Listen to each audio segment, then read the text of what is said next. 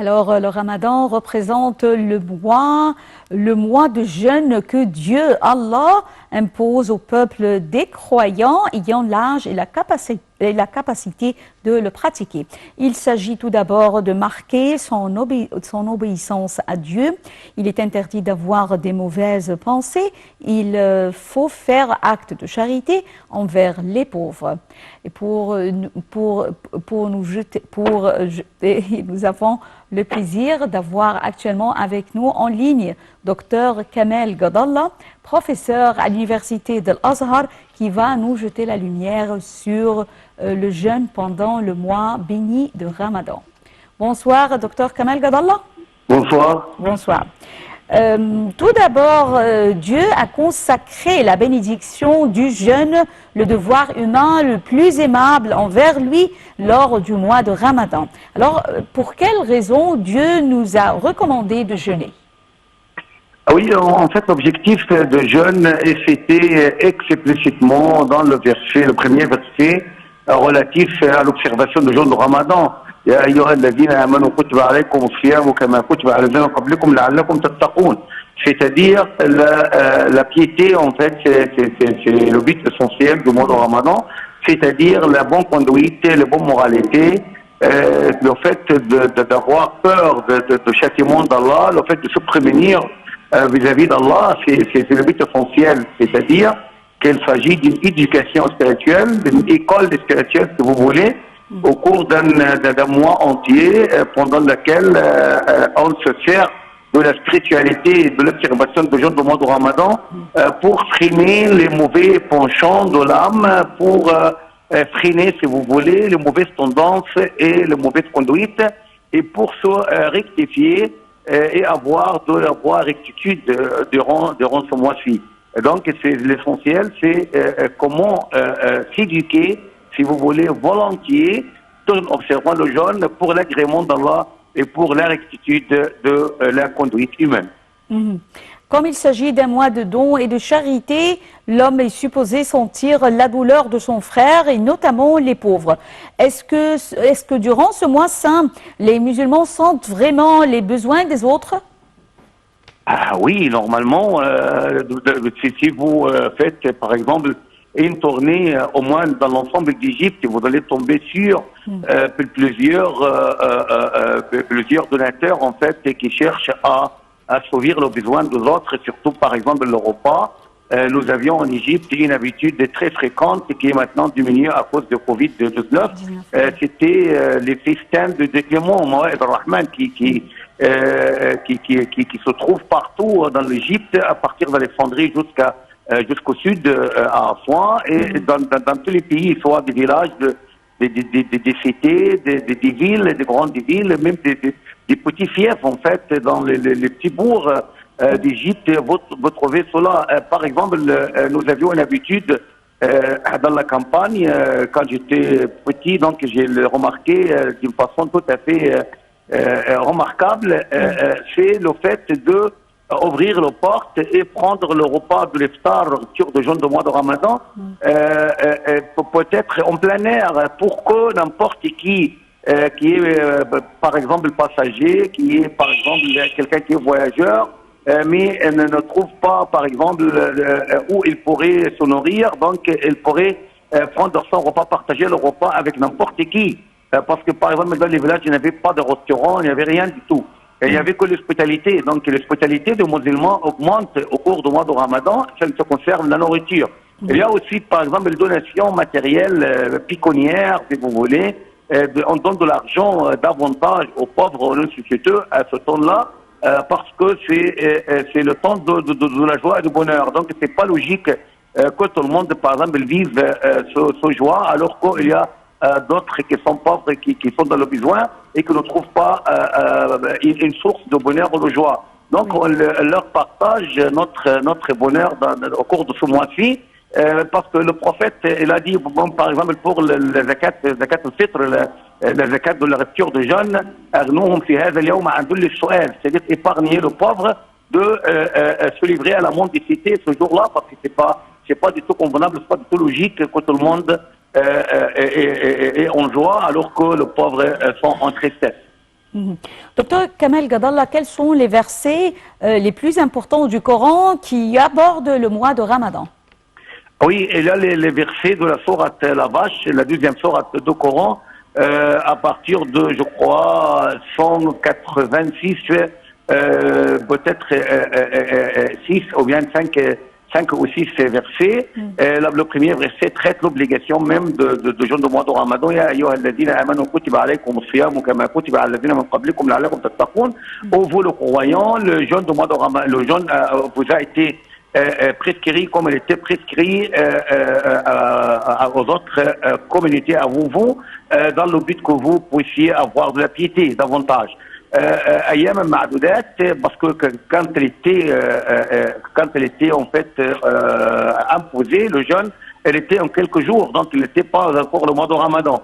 Et puis Allah donne excuse à ceux qui n'ont pas le moyen de faire, n'ont pas la capacité de faire le mois de Ramadan, soit à cause de la maladie ou bien à cause de voyage. Donc leur donne excuse de ne pas faire le mois de Ramadan et de le récupérer une fois guéri en fait de la maladie ou bien retourner de voyage. Puis il y a le troisième verset qui parle explicitement du mois de Ramadan. Il montre qu'il s'agit d'une obligation durant ce mois. Donc, quiconque réalise que le mois est arrivé, c'est-à-dire la lune du mois est apparue, donc il doit observer le jeûne du mois de Ramadan jusqu'à la fin du mois de Ramadan. Puis il y a un verset relatif au Coran et sa descente, sa révélation, bien le début de sa révélation au début du mois de Ramadan, et aussi l'obligation de jeûne dans ce mois-ci. Et aussi, il donne excuse à ceux qui n'ont pas les capacités de faire le mois de Ramadan, soit par exemple de récupérer le jour après l'écoulement de son voyage, après par exemple la guérison de sa maladie. Et puis il y a un verset qui est relatif aux invocations, c'est-à-dire que les invocations, c'est-à-dire le jour même de petit pèlerin de l'Eid. Donc il y a les invocations au cours du mois de Ramadan, il y a les invocations aussi pour remercier Allah de nous avoir accordé ce bienfait de la persévérance, de la patience pour faire le mois de Ramadan. Et il y a un dernier verset qui est relatif à la retraite spirituelle et aussi au rapport charnel entre l'homme et la femme au cours de la nuit du mois de Ramadan, parce que le compagnon a trouvé de la gêne en fait à avoir de tels rapports, donc le Coran leur autorise de le faire, mais à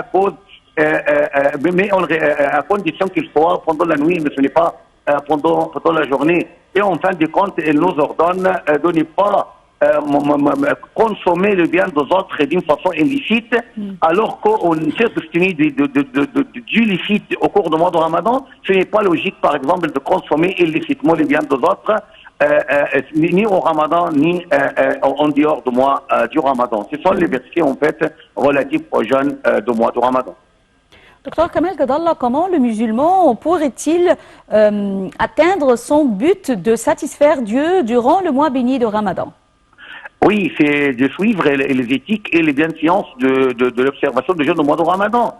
Ce n'est pas logique, par exemple, que quelqu'un observe le jeûne du mois de Ramadan alors qu'il se livre à la calomnie, à la médisance, ou bien, par exemple, à insulter les autres. Aussi, ce n'est pas logique, par exemple, de rompre son travail en raison de l'observation de jeûne du mois de Ramadan. Il n'y a pas de raison, par exemple, de s'abstenir de ce qui est licite pour l'agrément d'Allah, la satisfaction d'Allah dans la journée, alors qu'on se livre, par exemple, à tomber dans le piège de l'illicite. Donc, si on observe bien, si on suit scrupuleusement les bienséances et les éthiques de la foi au cours du mois de Ramadan, Inch'Allah, notre observation de jeûne sera agréée par Allah. Mais si on, par exemple, se contente de s'abstenir de manger, de boire, ou bien d'avoir des rapports charnels, alors on ne s'abstient pas, par exemple, de calomnier les autres, par exemple, de médire les autres et d'insulter les autres. Ça dit tout, ça fera un jeûne dans le sens juridique, mais il ne fera pas un jeûne rituel, si vous voulez. Quel est le rôle de la grande institution de l'Azhar et de sa mission durant le mois béni de Ramadan? Oui, il a une mission premièrement prédicative, c'est-à-dire de sensibiliser la conscience des autres aux valeurs, aux vertus du mois de Ramadan, à travers les causeries, les cours et tout ça, à travers aussi les émissions soit par exemple dans la télé, soit dans la radio. Vous avez par exemple la radio de le Coran, le Coran al-Karim, Oui. et dans les piliers, ou bien si vous voulez, le personnel sont massivement des hommes de l'Azhar. Vous avez aussi par exemple ce qu'on appelle Bayt al-Zakat, la maison de la Zakat dans l'Azhar qui reçoit les zakats des autres pour les distribuer aux pauvres nécessiteux. Donc nous avons un rôle tout à fait polyvalent à l'échelle sociale, à l'échelle aussi spirituelle, à l'échelle religieuse et juridique. Donc nous avons un rôle tout à fait prépondérant dans la sensibilisation aux valeurs et avantages du mois de Ramadan. Docteur Kamel Gadallah, vous avez visité plusieurs pays européens. Alors, voyez-vous une différence entre la célébration du mois béni de Ramadan ici et ailleurs, en Égypte et ailleurs? Oui, il y a une grande différence. L'Égypte a une particularité. Le mois de Ramadan, c'est l'Égypte, en fait. C'est ça. À partir de l'ère fatimide, on a des cérémonies, par exemple, comme par exemple les fanous, comme par exemple les ornements faits par les enfants, en fait, dans les rues. Vous avez, par exemple, les soirées du mois de Ramadan, soit à la mosquée, soit ailleurs. Vous avez les visites familiales réciproques rendues ici là-bas. Vous avez aussi par exemple, quelques repas spécialités égyptiennes ou bien quelques desserts. Donc, vous avez l'atmosphère du mois du Ramadan. Alors que, par exemple, surtout en Occident, le mois du Ramadan, c'est le mois du musulman seulement. Il n'y a rien de différence dans la rue, par exemple, alors que ce sont les musulmans qui observent d'une façon invisible, en fait, le jeûne du mois de Ramadan. Par exemple, j'étais en France il y a quelques ans. Le mois de Ramadan, elle était le mois de juillet, je crois, peut-être le mois de juillet. Donc la chaleur était torride, infernale. Donc prenant le bus par exemple, je trouvais toujours affiché il faut boire plus d'eau parce que la chaleur est torride. Donc on conseille tout le monde à boire de l'eau alors que le musulman observe le mois de Ramadan. Donc même dans les mosquées, c'est l'atmosphère seulement dans les mosquées le mois de Ramadan, la célébration de prières surrogatoires ou autres, alors que pour les maisons, pour les jeunes par exemple, c'est un mois ordinaire comme les autres. Donc la célébration du mois de Ramadan a une particularité égyptienne à partir de l'ère fatimide et jusqu'à présent. Dans le pays du Maghreb, par exemple, vous avez le Maroc, c'est toujours le mois de Ramadan, il est en prison, en Tunisie, en Algérie, alors que pour le pays de Machrek, c'est presque avant la guerre civile, malheureusement, avant ce qui se passe actuellement, c'était la Syrie qui est au sommet du pays lointain qui célébrait le mois de Ramadan, parce qu'il y avait la mosquée Omeyyade, il y avait aussi, par exemple, les marchés populaires qui sont surpeuplés pendant le mois de Ramadan. Donc, c'est toujours une célébration, mais chaque pays a sa particularité et l'Égypte, il est en tête du pays qui célèbre le mois de Ramadan. Oui, puisque vous avez mentionné les mosquées, alors, Dr Kamel Gadallah, comment les mosquées en Égypte sont préparées pour accueillir les pratiquants qui veulent prier et actuellement, on trouve la pandémie du coronavirus, on doit vivre avec elle aussi, cette pandémie. Alors, comment les mosquées sont préparées pour accueillir les pratiquants? Je pourrais dire que je suis très proche en fait, du ministère de l'Ouest parce que je suis membre de Conseil supérieur des affaires islamiques près le ministère de l'Ouest et je connais très bien ce que se passe, la inspection et tout ça. On a déjà préparé le mosquée par exemple, nettoyer le mosquée. Aussi, il y a toutes les mesures préventives. Il y a toujours les masques qui doivent être portés par le prieur. Il y a la distanciation sociale. Il y a la fermeture des toilettes pour éviter en fait la fréquentation massive de gens et la transmission malheureusement de l'épidémie. Donc on s'est déjà préparé. Et on a donné aussi un cours relativement un délai relativement court pour les prières surrogatoires, c'est-à-dire de ne pas dépasser peut-être une vingtaine de minutes pour les prières surrogatoires.